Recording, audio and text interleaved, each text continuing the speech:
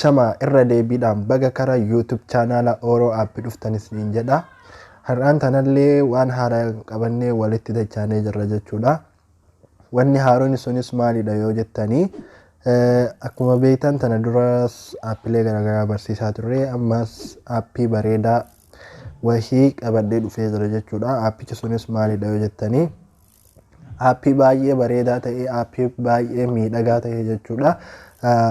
Warroota hirriba hin rafne jechuudha. Namoonni hirribni isin diduu fi baay'ee miidhagaa kan ta'e ammallee professionaala hedduu waan ofiitti fayyadamee dhufeef jechuudha. Baay'ee hirriba yeroo isin didee fakkeenyaaf hirribni waan adda addaatiin si dida. Namni hirribni didurra caalatti nama istireessa qabu jechuudha. Fakkeenyaaf yoo aartii hirribni si diduu danda'a. Waan adda addaatiin wayitee biizii taatee sammuun ta'e hiriftii dhabde biizii si ta'ee hirribni si qabuu dida.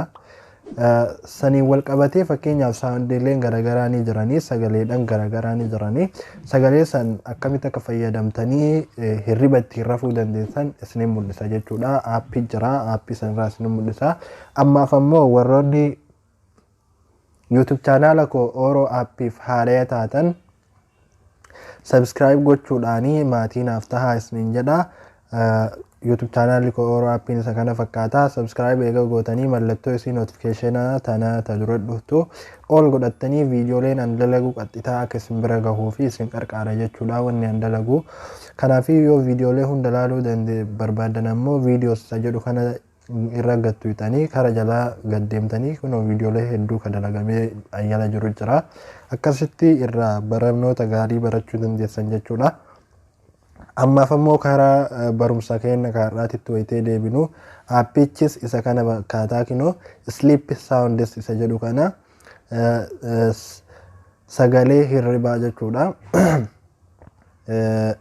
Kanaafiyyuu akkamitti akka buufattanii isinitti mul'isaa yeroo duraatiif jechuudha. Linkii dammoo description boxii kiyya jala isinii kaayaa. Kanaafiyyuu achi jala buufachuu dandeessan jechuudha. Yeroo dura dhuftan haala kanaan gasseentan jechuudha. Egaa kana gasseentanii sagaleelee kunoo kunis amma sagaleedha. Kana keessaallee fakkeenyaaf bakakkaa afaan Oromootiin akkasuma fakkaataa hin beeku. Fakkeenyaaf rooba wayitee roobni baddaa fa'aatti roobu waan akkasii ammas saharaa jechuudha. Desert afaan Ingiliffaatiin. Kanaafiyyuu waan adda addaa jira. Fakkee amma ammoo ka baay'ee gaariidha. Ka saawundiin isaa baay'ee hirriba nama qabsiisu kamii kanneen irrallee kinoo asirra dhuftan jechuudha. Asirra eega dhuftanii akkanatti irraa maraxattan. An maalis raayin muuziqaa waan hedduu jira jechuudha asirra.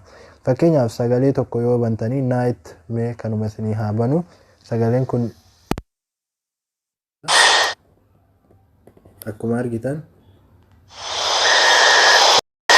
akkana battu ixee dhaamsita. Kara roobaa dhufna amma fakkeenyaaf yoo dhaggachuu kara muuziqaas dhuftee waa hedduu sagalee babbareedaa miidhagoo saawundiileen isaa hirriba akka mallas qabsiisan qaba.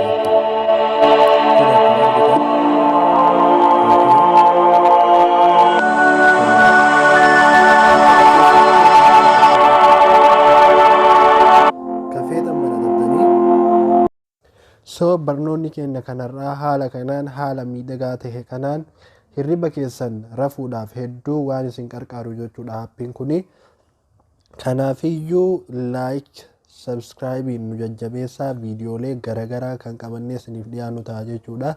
Idiitis tahee haala miidhagaadhaan akkamitti akka idiit godhachuu dandeessanii fi akkasuma wannoota garaagaraa faayidaa qaban kan qabannee isiniif dhufu ta'a jechuudha. Laayikiidhaan nu jajjabeessaa akka viidiyoon keenya nama biraa bira gahuuf jechuudha. Kanaafiyyuu galatoomaa hanga viidiyoo biraatiin walitti deebinutti nagaa keessa jiraadhaa.